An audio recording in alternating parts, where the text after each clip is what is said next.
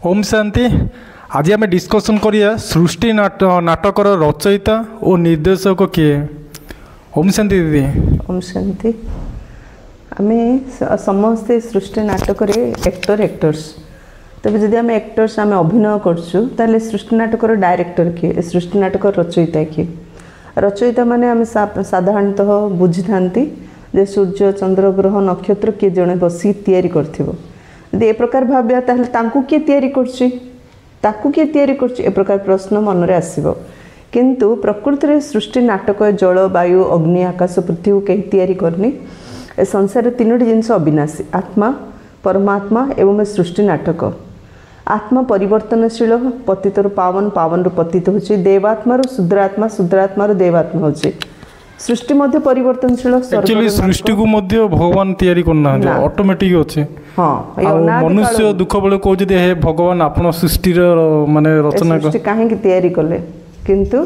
प्रकृति रे परमात्मा एमदी कलिजुग सृष्टि तैयारी करनथिले। परमात्मा सत्यजुग सृष्टि तैयारी करछन्ती। बाकी जल वायु अग्नि आकाश पृथ्वी पांच तत्व अविनाशी। आम साइंस रे पढ़छु ए सब केवल रूप परिवर्तन होछि। तेणु सृष्टि परिवर्तनशील। स्वर्ग नर्क, नर्क स्वर्ग, सत प्रधान तम प्रधान, तम प्रधान सत प्रधान परिवर्तन अच्छे। किंतु परिवर्तन होना केवल जड़े परमात्मा, से केबे भी परिवर्तन होना। से सदा शिव, सदा सुखदायी, सदा पवित्र, सदा आत्माभिमानी स्थिति। तेणु जिते सारा विश्व रे अन्याय अधर्म अत्याचार पापाचार भ्रष्टाचार बढ़ी बढ़ी चलुची, प्रत्येक आत्मा भितर देह अभिमान शतकड़ा 100 भाग भरपूर हो जाउची। आत्मा बोली निजको भूली जाउची, परमात्मा मोर बापा भूली जाउची, निज घर को परमधाम को भूली जाउची। से समय रे परमात्मा ए सृष्टि नाटकर जे रचयिता, जे डायरेक्टर, जे मेन एक्टर, सी आसी सृष्टि चक्र रहस्य विषय रे, सृष्टि आदि मध्य अंत विषय आम बुझाउछन्ती। जेमती गोटे माँ बापा छुआर जन्मरू जहाँ जहाँ से करछि कहि पारे, ता छड़ा आउ केही कहि पारेनी। ठीक सही परि आम विषय सृष्टि विषय परमात्मा छड़ा कहीं मध्य आमको कहि पारिबे नाही। अनेक शास्त्र लेखा अछि, किंतु से शास्त्र सब लिखिदेला पर लास्ट लिखिदेले नेति नेति अर्थ बहुत किछ आहुरी जानिया गछि, किंतु आमको ताहा जणा नै। किंतु जणे परमात्मा ज्ञान सागर सारा सृष्टिर आदि मध्य अंत रहस्य बुझुछन्ते। तेणु सेही रहस्य भितरु आज आमे जानिबा ए सृष्टि नाटक किपरि घुरी बुलुछि। जेपरी दिन पर राति, राति पर दिन 24 घंटार कंटिन्यू परिवर्तन होछि। जेपरी ऋतुर परिवर्तन होछि। जेपरी प्रथमे आसला वर्षा, तापर आसला शीत, शीत परे पुणी आउथरे ग्रीष्म, एमदी कंटिन्यू ऋतुर जेपरी परिवर्तन होछि, ठीक सही परी ए संसारर जुगर मध्य परिवर्तन होछि। जेपरी दिन को 4 प्रहर अछि, सकाळ, मध्याह्न, संध्या, तापर राति। राति पर आम समस्त जानछु पूरा अंधकार घोर राति होछि, तापर पुणी आउथरे सकाळ होछि। सूर्य अस्त पुणी उदय, पुणी अस्त पुणी उदय, पुणी अस्त पुणी उदय। ठीक सही परी ए सृष्टि नाटक मध्य ठीक सही परी घुरी चलछि। प्रथम प्रहर जेपरी सकाळ सत्ययुग, तापर त्रेता त्रेता युग, ए दीटा को सत्ययुग बोल कहउछन्ती, स्वर्ग बोली कह जाउ। स्वर्ग स्वर्ग सत्ययुग त्रेता युग स्वर्ग कह जाउछि। ए सृष्टि नाटकर समय सीमा होछि 5000 वर्ष। 5000 वर्ष 4टा युग, सत्य त्रेता द्वापर कली। गोटे गोटे युग होछि 1250 1250 × 4 5000 वर्ष। तेणु सृष्टि चक्र को स्वस्तिक चिन्ह रूप में देखा भी दुनिया लोक कहउछन्ती लक्ष लक्ष वर्ष एमिति किछि नै। प्रत्येक 5000 वर्ष रिपीट होछि ना नै। गोटे साइंटिस्ट आसे गोटे पत्थर बाहर करियो, ये 4 लाख वर्ष तळर, आ जणा आसे को 4000 वर्ष तळर। એટલે सत्य कोन प्रमाणित होबो सेथिरु। किंतु परमात्मा कौन कहते सृष्टि चक्र 5000 वर्ष को थरे घुरुची। तार प्रमाण रूप में ये देखा जे स्वस्तिक चिन्ह देखाई।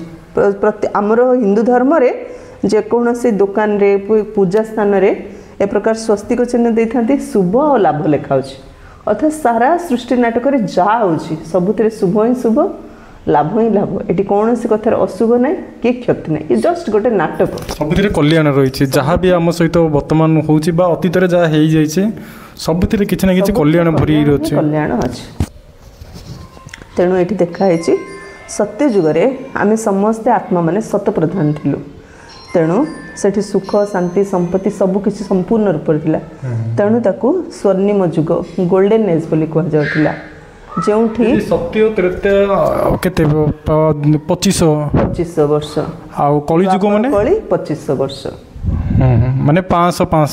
2500 गोटे गोटे युग कली युग माने 2500 स्वर्ग माने 2500 कली युग होचे 1250 वर्ष नरक होचे 2500 वर्ष नरक माने 2500 हां द्वापर आ कली दीटा को मिसई कहला अधा नरक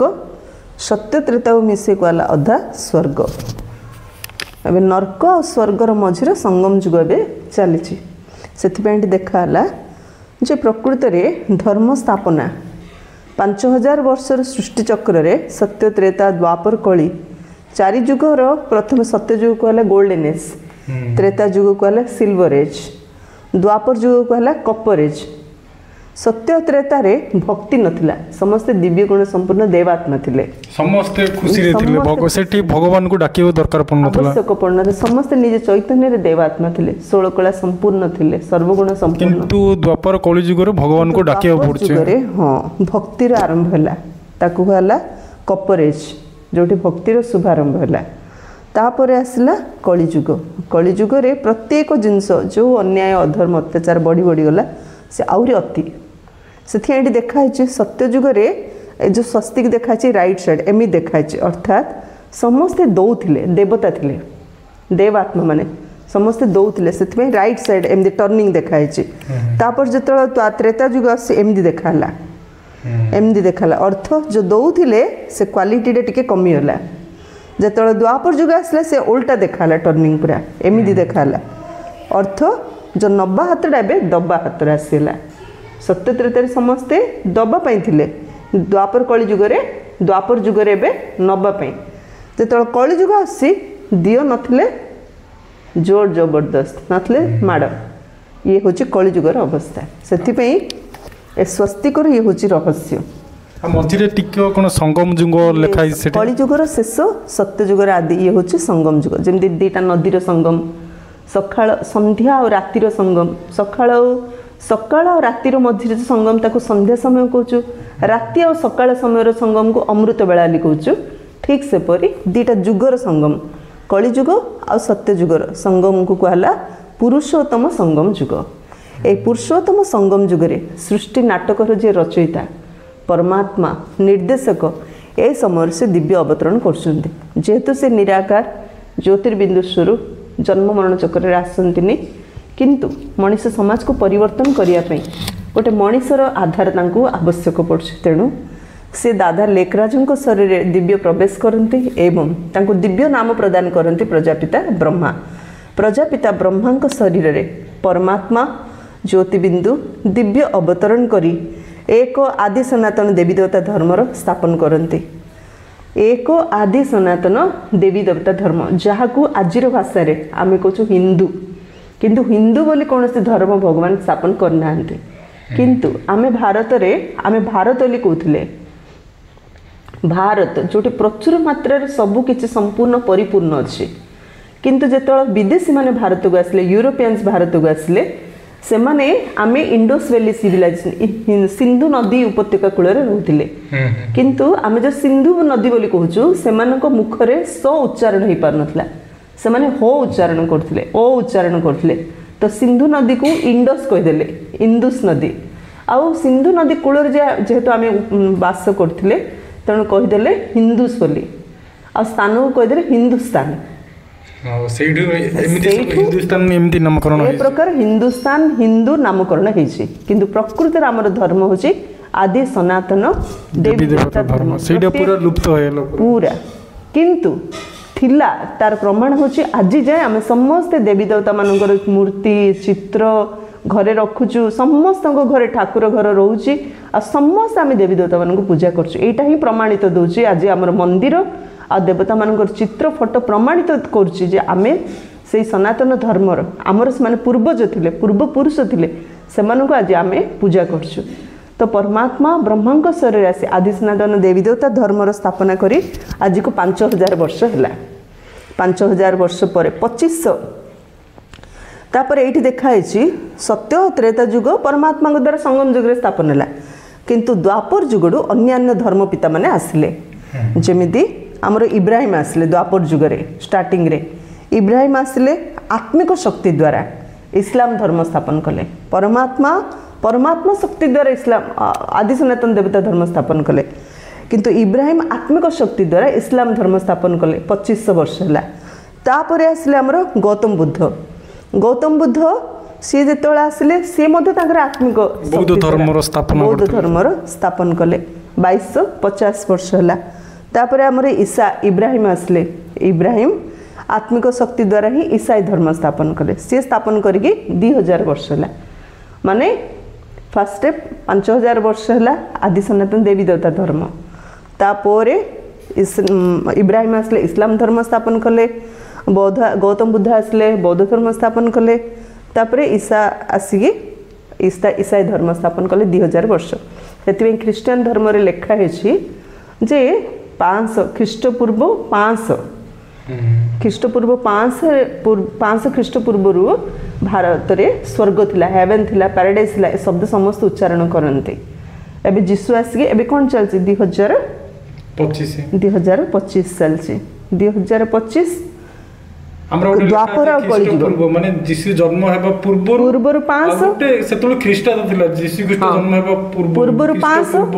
पूर्व 500 एबे 2000 केते हला 2500 हला ना तो द्वापर आ कलिजुग 2500 वर्ष कंप्लीट एबे आउ 25 चलछि अर्थ एबे कलिजुगर शेष सरी आसलानी एबे सत्यजुगर शुभारंभ होबा जाउछि तेणु ए दुनिया 3 रूप रे विनाश होछि परिवर्तन पय एक महाभारत युद्ध को ए समय से महाभारत युद्ध चलछि घरे घरे लड़ाई झगड़ा अशांति द्वितीय रे atom bomb hydrogen bomb missiles द्वारा तृतीय रे आमर बन्या बात्या प्रकृति द्वारा प्राकृतिक विपर्यस्त नेचुरल कैलामिटीज सब दुनिया विनाश दुनिया परिवर्तन होछि विनाश माने परिवर्तन जोड़ा जलमग्न होनी संपूर्ण जलमग्न होनी परिवर्तन एबे 800 कोटी आत्मा अछंती समस्त आत्मा को परमधाम नबा पई परमात्मा आछंती के चाहू न चाहू बुझू न बुझू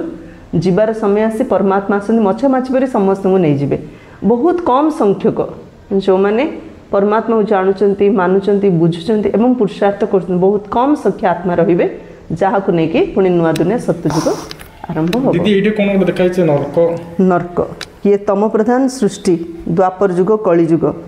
अपवित्र भ्रष्टाचारी मनुष्य अनेक धर्म अनेक राज्य अनेक भाषा अनेक मत कोडे एडा होछि द्वापर युग और कली युग रे द्वापर कली युग रो